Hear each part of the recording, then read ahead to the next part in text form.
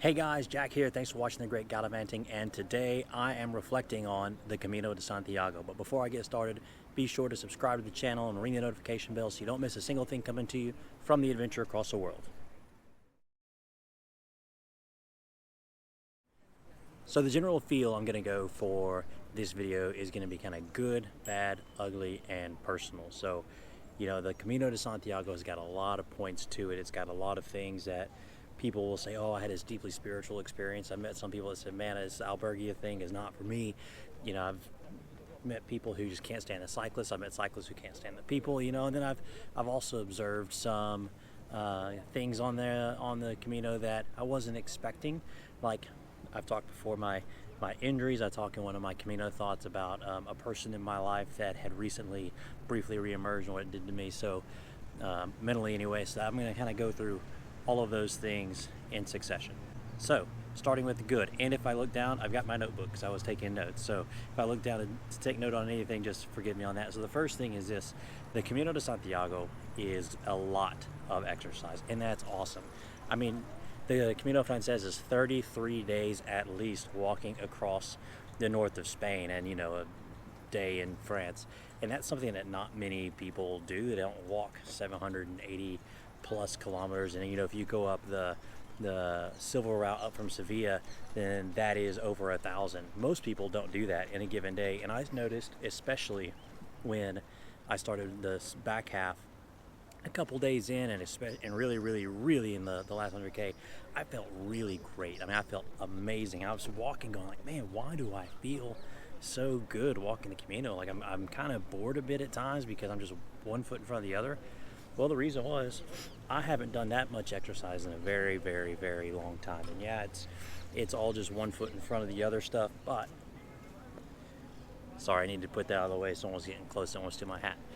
It's all one foot in front of the other stuff, but it's a lot of exercise. I mean, like, even I started notice my clothes were fitting better because, as an American especially, you just don't get a lot of exercise. We don't walk everywhere. We don't have this, fitness culture in our country. And even though I was in the military, I've lost that myself. I'm very honest with that. So that was awesome. The amount of exercise I was getting, and it really, really made everything up here better, because no matter how bad of a day you had, you still had those feel-good chemicals running through you from the exercise. The second thing up is the churches. So in the front half of my Camino, when I got hurt and I couldn't walk the whole thing, I was exploring a lot of churches, and that was awesome because all of these different churches are devoted to different saints. They're all devoted to different cults, as they're called in the Catholic Church, and they all have their own unique history. Even all the ones that are dedicated to the Virgin Mary in some way, shape, or form, they all have kind of like their different piece, like Our Lady of Peace, Our Lady of Hope,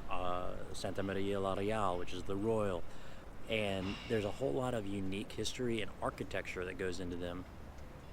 And even like in Pamplona, the main cathedral there sits in the neighborhood called La Navarreria, and it was a bastion of actual warfare and self-defense for that neighborhood back before Pamplona was unified, and even a little bit later during the various conquests. And so exploring those churches was something that, if you're a church person, and especially if you really know your Catholic doctrine and history and lore and symbolism, that was an awesome experience. I kind of regretted not being able to do that the last 2 weeks. I got to a little bit when I had shorter walks, but that was another great, good, positive experience. Third, the friends I made along the way. In my videos, you hear me talking about a guy named Christian who's a Canadian retired lieutenant colonel. There's a Portuguese woman named Bibi who she did her first Camino 20 years ago. This is her second. A woman from Los Angeles named Sylvia who did the last 100K before just as a test to see if she could do it, and now she wanted to go and do the whole thing when she realized she could. And the friends that I made, they were just irreplaceable. Sir Oliver from Camino Lovers, even though we only saw each other here and there and only for brief minutes, the people that I met, and got to know were some amazing people. And we cut through all the bull crap that involves everyday life, social issues, political issues, all the negativities are all there for the Camino. And we reached out, we hugged, we checked on each other every chance we got. And that was a really uplifting thing. Even Christian mentioned to me that there was a guy that he met who was very deeply Anglican, and Christian's atheist. He's like, I don't understand anything about, this whole Christian thing and all the reasons for these saints, but walking with that Anglican guy for several days at a time, he's like, man, I learned so much, and while I'm not a convert, I do have a deeper appreciation for the things that he believes and understanding when I talk to people about their faith. And so the friend side of that is just awesome. That especially, there's stories of people who meet on the Camino and get married. So if you're looking for that, they say you're not truly alone on the Camino, and especially in the front half or the first few days in the last 100K, that is entirely true, because it's just tons of people either walking up to Roncesvalles or making their way from Soria to Santiago. All right, so I mentioned him already, Sir Oliver. He runs the Camino Lovers Facebook page. I got to give him a quick shout out. He was probably the most transformational part of this journey, because he's the one that turned my mindset around about the negativity, getting down on myself, on what it was like to not be able to walk the whole Camino. He sat there and talked to me about what he called purists and how he didn't think they, really understood the point of the Camino. He didn't understand the transformational journey. This is the thing to be conquered.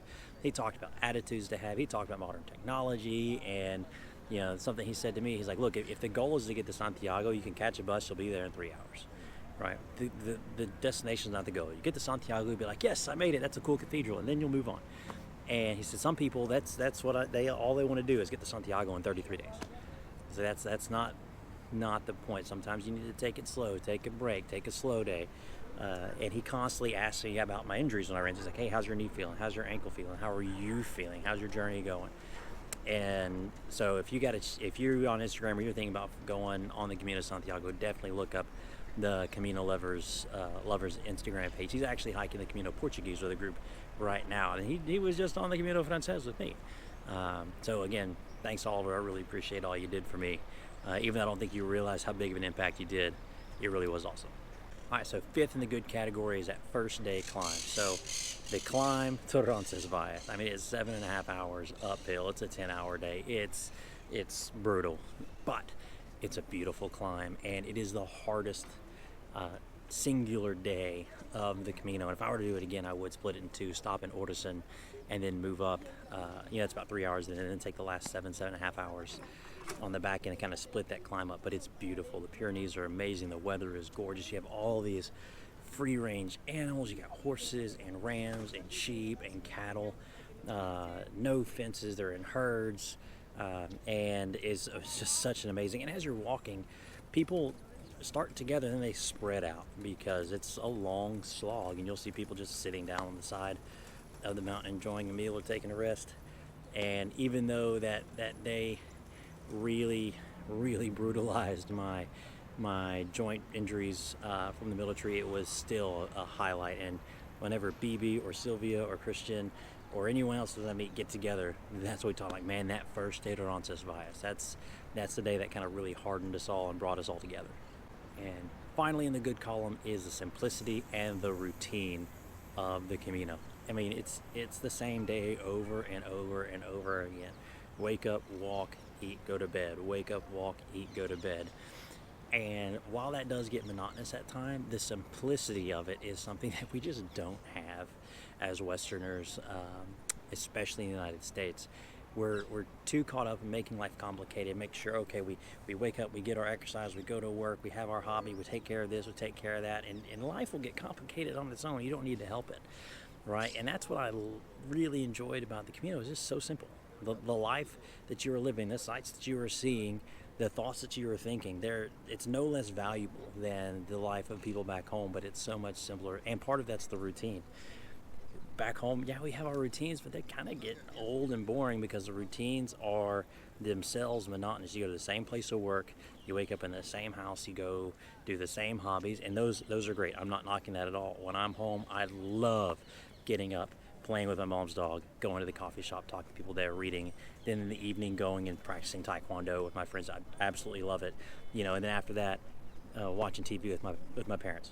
I'm not knocking that in the least. But the routine you get into on the Camino is one that is very hard for a lot of people to fathom, because you have wake up, walk, eat, sleep, repeat. You're waking up in a different place, you're walking a different place, you're eating in a different place, and you're sleeping in a different place every day. So while that routine is there, the simplicity of it is amazing, but you're constantly changing sites, and that's a routine that I can get behind. You know, even where I am right now, I'm recording this in Sevilla, Spain. I kind of got my routine here, but waking up in the same bed, I'm eating breakfast at the same restaurant, I'm walking through the same streets, and it's great. I love that some of these views never get old, but there's just something beautiful about the routine of the Camino. All right, so moving into the bad of the Camino, and I don't mean bad as in morally bad, I think just those things that I either didn't enjoy, or to me that was just like a negative experience in general. The first off, the last 100K, super crowded. And I'm not knocking anyone that can only walk the last 100K, either from physical ability, limited paid time off, or just interest, because look, I get it. I'm gonna go hike for 6-7 days, sure, but I don't want to hike for 30. I'm not knocking that. But as someone who started at the beginning, and BB and Sylvia and Christian and I, we all talked about this, the last 100K is so crowded. There's huge groups that span the entire walkway, and after walking for even just a week, starting in Lyon, you've kind of got your feet under you and your legs are going, and you're just pounding through, and you don't realize how much better at walking you are. You just kind of hike, and they're in the way. And the albergues fill up. It's the first stretch where I was running into places, with the exception of El Sebo, where I couldn't find accommodation the night of and had to book out and just commit to the itinerary, no matter if I got hurt or what. So that last 100K from a total Camino experience was a detractor, unfortunately. But again, I'm not knocking the people who for their own reasons are only doing that last 100K. It's just an observation from someone who made their way across Spain starting in St. John. Second, 33-day itinerary. So this is the common itinerary. If you go to a tour group, they're going to do 33 days. If you use the itinerary given to you in St. John at the Pilgrims office there, they're going to give you a 33-day itinerary, and that's great. It's a challenge. Some of those days are 30 plus kilometers long. A lot of them are 25 plus. Very few are in the 15, 16 range.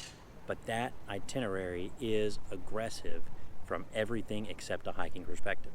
If you take that 33-day itinerary, you get to the new town, and you're in no mood physically, mentally, emotionally, spiritually to go explore.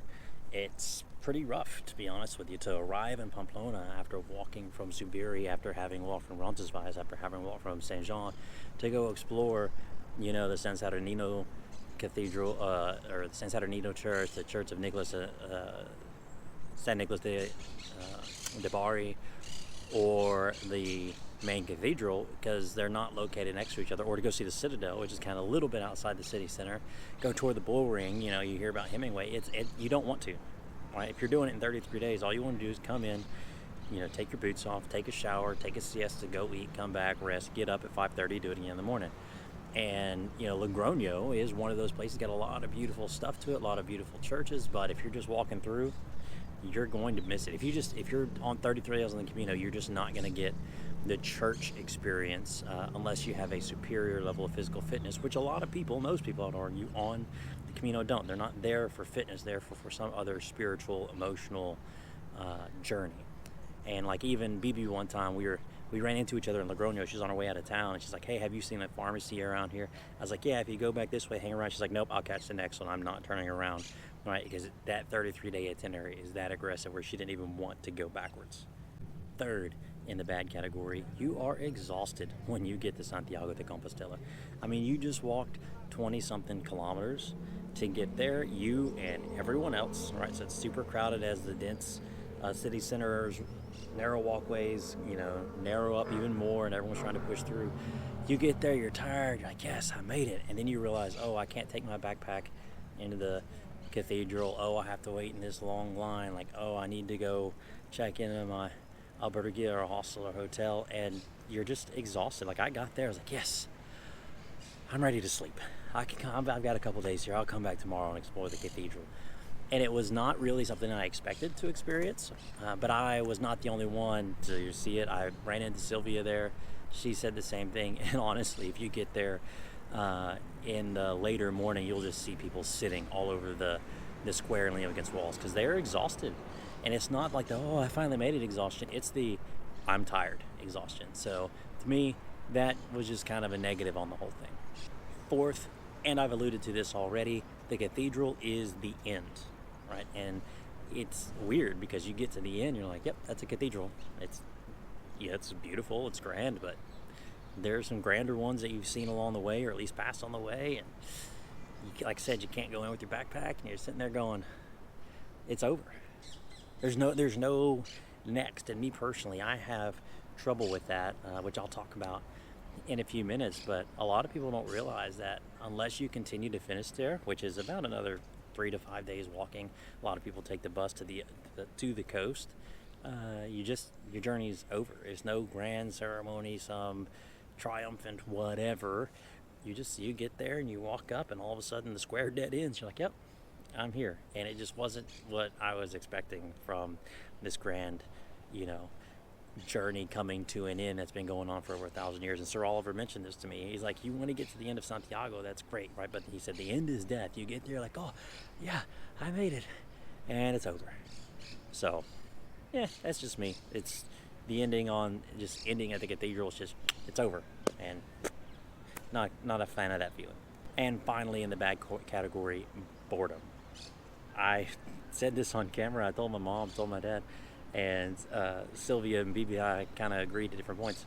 You do get bored on the Camino, and it's not because it's not enjoyable. It's just because eventually, especially there in the middle, right, where a lot of people kind of skip either because they think it's boring or they have limited time. I did meet people who they only had 19 days to hike, so they skipped parts. Where I went hours where it was just me, or I saw a guy up in front of me or a guy just passed me, and that was all the human interaction I had, no matter how many podcasts or sermons or music albums or playlists I had in my ear. After 7 hours, like, I was bored. God, man, I'm just kind of ready to be there. I'm ready, because it's just one foot in front of the other. And even though I like the routine and the simplicity of it all, it does just get to, you're like, man, I'm just ready to be there. And I'm going to do this again tomorrow and the next day and the next day, which is why I preferred the shorter days, because they were short enough to not get bored. Like, I tell you what, that walk to Ponferrada and the walk from Leon to Hospital de Orbigo, shoot, I was sitting there going, I'm just ready to be there. Can I just catch a cab? And not because my feet hurt, not because my ankles hurt. So I'm just like, man, let's move on to something else.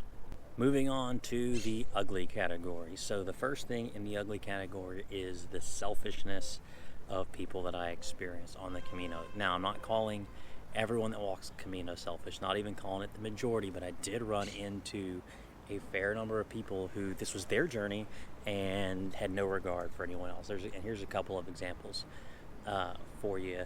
In albergues, they're not common to have air conditioning, and a lot of times these Europeans, and I've talked about this a lot, I'm not going to get into it here, but they are militantly anti-aircon, and they just turn it off. Even when it's on, when they get there, like, oh, we're going to turn this off. They have no regard for anyone else. They are loud if there's a group of them, and this is a common problem in hostels and tours. They kind of think, oh, it's their albergue or whatever, and they're loud even though everyone's trying to sleep or rest.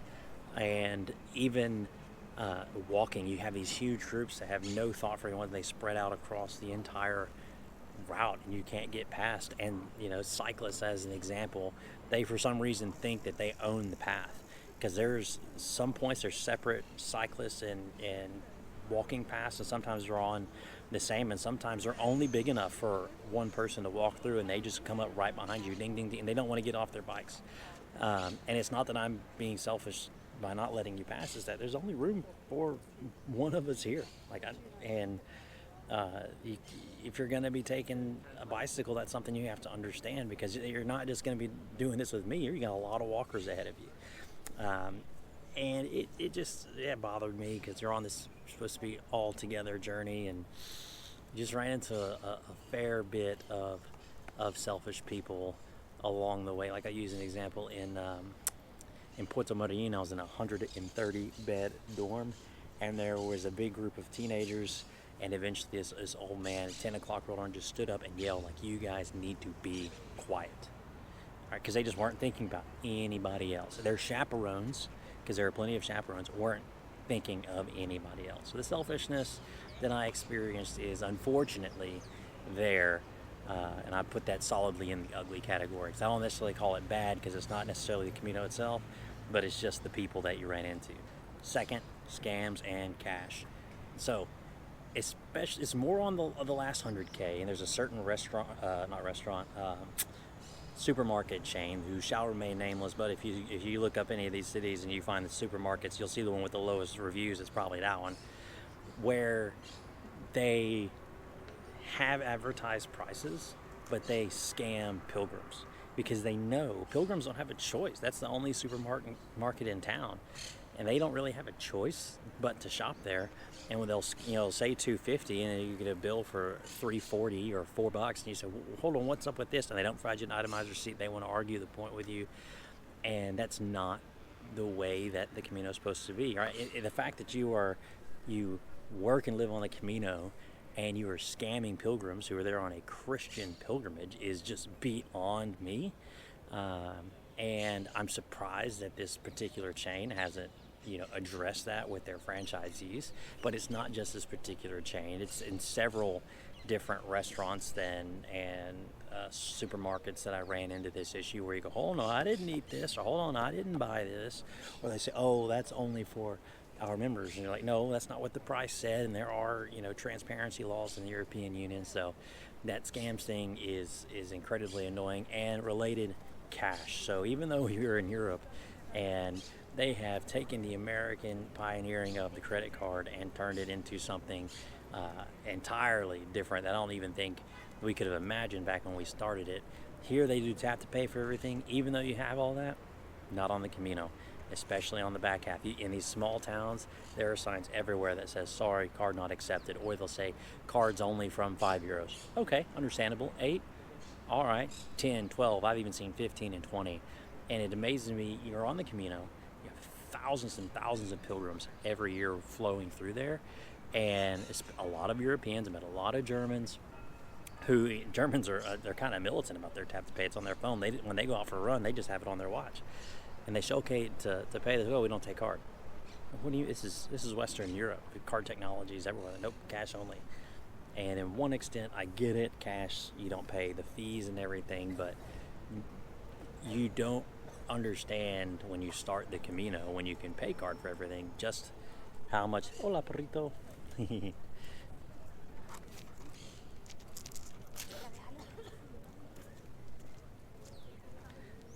Sorry, I had a dog trying to say hello to the camera. Didn't quite get him in the thing. So anyway, you don't really realize when you start the Camino how much cash you're really gonna need. I even get an email. I made my booking for Santiago de Compostela a week in advance. I got an email the day before. Hey, cash only, please, thanks. Not the day before, the morning of. Cash only, please, thanks. I'm like, well, okay, I don't have, the €60 in cash. Or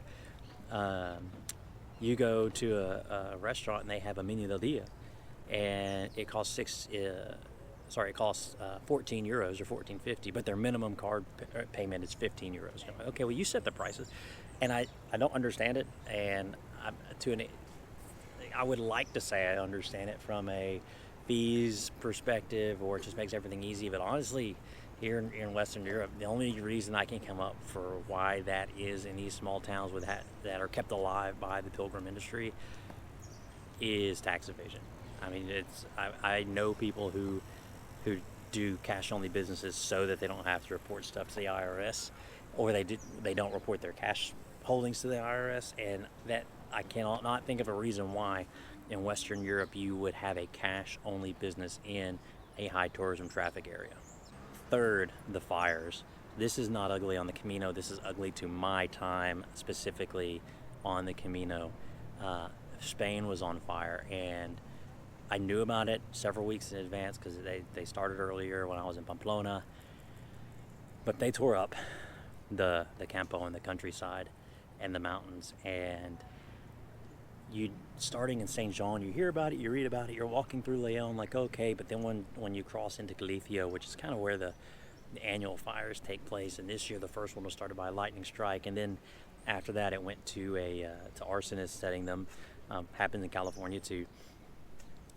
And you wake up in the morning and you just smell the smoke, and you go to bed at night. And in one of the videos, I think it's one of my week 4 videos, you can just see the orange hue in town from the fires on the horizon.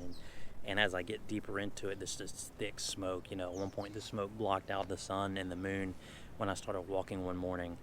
And it was very sad to see, and to see on the news every day. And eventually there was an evacuation order. So Sylvia was a couple days behind me. She got ordered to evacuate. Her whole town got ordered to evacuate.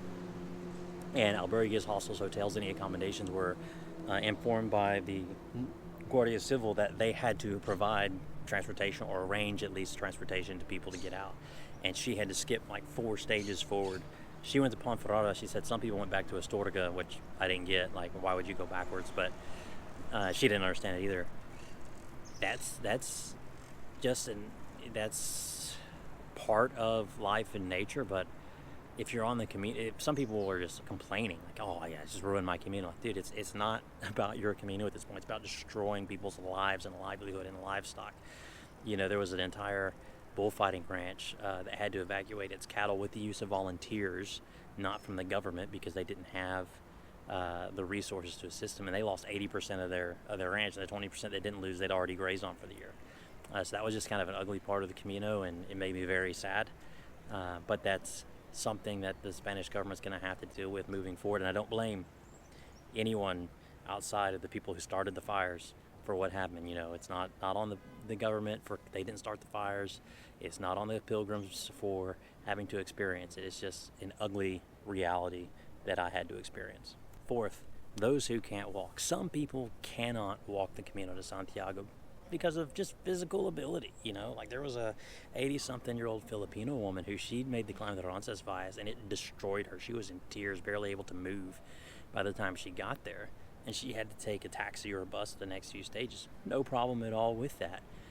But when you arrive to Santiago and you say, I started here, right, they'll give you your certificate saying, I think they call it the Compostela, that says that you made it, but they will not give you a certificate telling you how far you came because you didn't walk. Like, well, not everyone can walk the distance, right? And if you stop at all the stages or along the way and you made the pilgrimage, I think that should count for something a little bit more than what kind of the associations of peregrinos counts it as. I think it should count for a lot more than what the purists say. And that's just I don't know, it didn't sit right with me that you show up and you say, oh man, I came all the way from St. John over the course of 33 days. And they say, oh, well, you didn't walk the whole thing, so we can only give you this one. Like, well, yeah, I understand, but for me, because I got hurt and I walked the back half, it wasn't as big a deal because I got my certificate saying I walked from Leon. But for the elderly who are doing this with their family, you know, and half their family is walking and they just couldn't walk, they're still on the same pilgrimage, still on the same journey. They still made the 780-something kilometer journey with their family, and I think that should count for a little bit more. And finally, you've heard me talk about them, the purists. And the purists are the people who say, Santiago in 33 days, you need to have X amount of weight or less, you need to have these shoes, you need to have this, and to them, it's just, this is a physical challenge to be conquered, not a journey to be enjoyed and endured. And you can tell the difference when talking to them. I talked in my first video and a couple of reels about this Mexican woman that I met, that she was she was just down on me and hounding me about it. And there's a guy online who was doing the same thing, and Sir Oliver made a really good point. He's like, I hate the purists because they're not really pure. They want to act like they are. He said, if you want to be pure about it, here's a pair of wooden sandals. Here is a piece of calf skin with a rope tied through it for a bag. Here's a piece of lamb skin for you to sleep on at night. And oh, by the way, you can't use any of the modern technology that we have. Give me your phone. Oh, and you have to walk all the way back. You went to Santiago de Compostela. Cool, now you got to walk back from whence you came. That's what a purist is. Truly, purist is. And the purists, and that's Sir Oliver's term, they make life not fun when you talk to them. You know, you have some people say, yeah, I've done this one and that one and I really enjoy it, like Sir Oliver's done I don't know how many times. He's not a purist. He goes up and down the Camino. He takes a couple days. He's like, yeah, maybe I'll walk tomorrow, maybe I'll stop halfway. Or he helps people. He's like, oh, there's a donativo garden where you can make a donation, have a couple snacks. He brings snacks to them. Like, he's not a purist, right? He's like, some years I don't even make it to Santiago. I just enjoy being here and experiencing it, which is what it is about. He's very, very smart and knowledgeable on the Camino, on the Christian side of things, and really helpful to the pilgrims, which you just don't get from those hardcore 33 days. You know, he talks about the Germans and their hiking boots. He's like, you don't need all this high-speed crap. And so yeah, the purist, it's not even bad. I just put it in the ugly category, because when you run into them, they just really just made it an unpleasant experience. All right, finally, the personal. So this is some stuff that's personal, just me, not Camino, as a whole. So the first one up is, I mentioned in a couple of videos and reels, I found my personal physical limitations. It's just a fact of life. The military ages you, especially if you were ground pounding like I was, getting ready for deployments and rucking a lot and running a lot. You know, even though there's not a lot of good long-term value for running 7 miles multiple times a week, that's what I was doing, and I'm paying the price for it now with my ankles and knees. So I learned that they can only take so much. And with my day pack on, it was about 15 to 20K with the occasional 28 or 30K day. And, you know, recognizing your personal limits, that's just something that you learn throughout life. Things you used to be able to do versus things you can't do now. BB, for example, she said, man, 20 years ago, my very first and only other Camino, this was no problem. It was easy. But now, this is killing me. Like, I'm not the person physically, mentally, emotionally, spiritually that I used to be. And I've got to recognize that. She was using the baggage service just like me. And that was a hard thing to realize. It caused me to reevaluate the entire expedition. But, you know, if you're meant to grow on the Camino, that doesn't necessarily mean all positive. Sometimes it means facing those hard personal realities. Second, like I mentioned before, a person in my life appeared very briefly. I mean seconds. And in Sir Oliver's music video for his song, The Way. I wasn't expecting when watching his video to see this person, and like I said, it's only for like a second and a half. I have some deep-rooted issues from things related to this individual, and like I've said it in a reel, I'll say it here. If you know who this person is, just let it go. Don't harp on it, or don't anything like that. And it messed with my head there for a good while, and luckily I have learned over the years on how to handle and how to think and everything through those issues, lots of counseling. But it just turned out I was not quite as far along as I thought I was in relation to the issues I have with. I've come a very long way. I'm not saying I'm not nowhere near back in squares here. I'm light years ahead of where I was when I left to long-term travel. But that was something that hit me. Third up in the personal category is that your reasons fade away. And this is something that BB mentioned to me when we linked up on the last 100K, and I was so busy. She's like, honestly, I just can't even see my reasons anymore. A month later, all I see is the next step and the people in front of me. And I kind of agree with that. I started off the Camino for this expedition and to get really intimate with you know, the Christian faith and Catholicism and the New Testament and everything. And by the time you get to the end, you're just like, I made it, and all the reasons you were walking for they just don't seem as important or life-changing as they did at the beginning. And that's a good thing. I think that's you know, if you're coming, like I met a young Mexican girl who had a miscarriage, and she was coming, you know, to help release that burden. And if you're seeking healing on the Camino, that's great, where you finally get there and you go, man, you know, I was able to think through, process all this stuff over 30 days or getting all this exercise in. The reason seems a lot smaller now than it did. I think that's a good thing. And for me personally, it really did change my outlook on what this expedition is going to look like. So if you've got a reason to go on the Camino, and you do need a reason, it's a good thing to do, because you ultimately kind of end up shedding the thing that's holding you down. All right, fourth, and I mentioned this in the reel, I think it is, my last day arriving to Santiago. I've always had a hard time with things ending, like where it's over, there's no more, especially when you invest so much time into it, whether it be a TV series, a career, a relationship. It's hard. on me when things end, and you just go now. But I remember this is gonna sound so stupid. When the 11th Doctor from Doctor Who's time ended, I went for like a long bus ride because I was like, oh my gosh, I've been watching it for so long, and now and it just messed with my head. Of course, that's 10 years ago, but I had a lot of bad stuff going on back then. But I've always had a struggle with that, kind of going, oh, it's over. Now what? I mean, like, I have told people I'm terrified of ending long-term travel and going home, because now what? Leaving the military, as much as I was ready to go and was frustrated and pissed off all the time, it was not easy to leave. Graduating from university, undergrad, spent 4 years with the same group of people and living in the same building, the same dorms, and studying, and then it was over. And that was a struggle. And coming to the end of the Camino Santiago I was like, what am I going to do tomorrow? And the next day I woke up with nothing to do. You know, it was a take it easy day, which I needed. But it wasn't easy for me, and it hasn't been easy the past couple weeks since ending. I'm going, okay, I need something to start, because the end was kind of brutal up here in my head. Fifth on the list of personal things is the Camino is a singular focus. I mean, you got one thing you're focused on. There's one step in front of the other for 30, 40, 50, however many days. Like, I met a guy who he started on the Pui, and he had walked, I think by the end, 70 something days.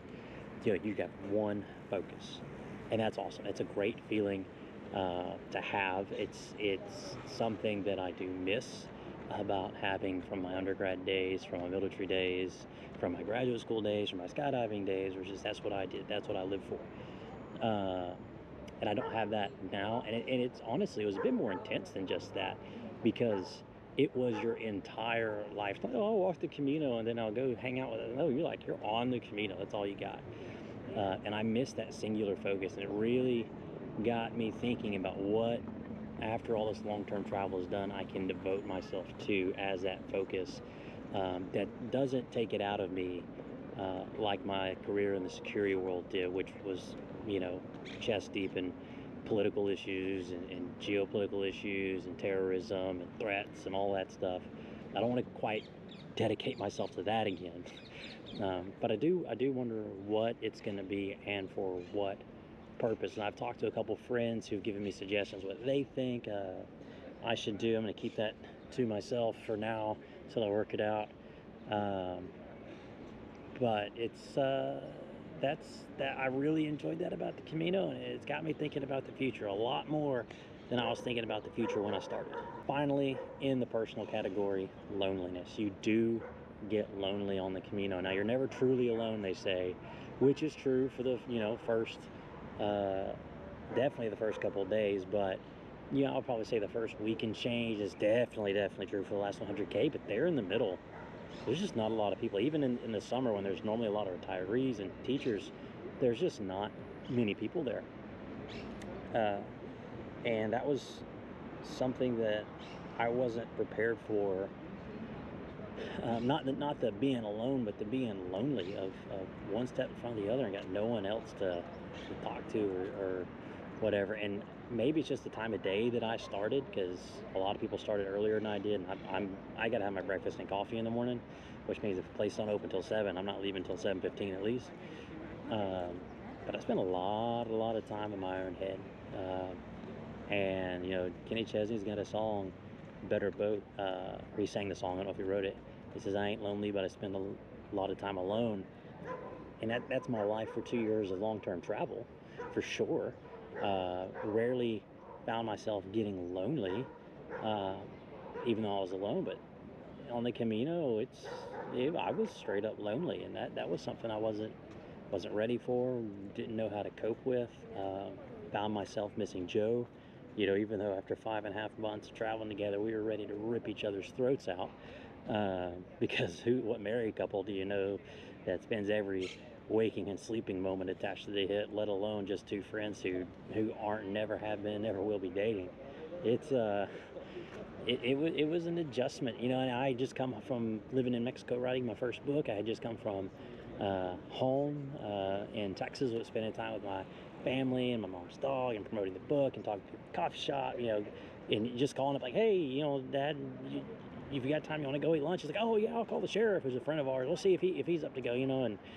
And on the Camino, it's just one foot in front of the other. And for me, a lot of it was by myself, and that after all that community experience of the 6+ months before was tough.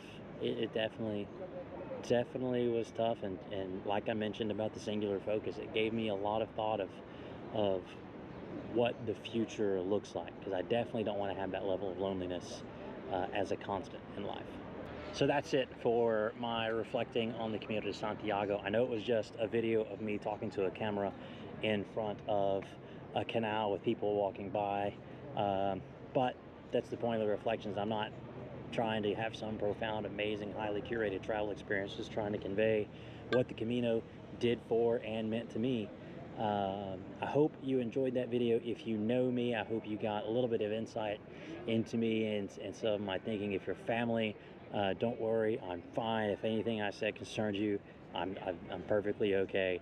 I'm gonna go tour the bull ring here in Sevilla later. So, but if you enjoyed that video, or if you've had similar experience on the Camino, I invite you to like the video, drop comments, right? If you see something from one of my Camino posts on social media, like it, share it, comment, send me a message, let's talk, because I'm really enjoying talking to people that I meet, both online, on the road, in hostels.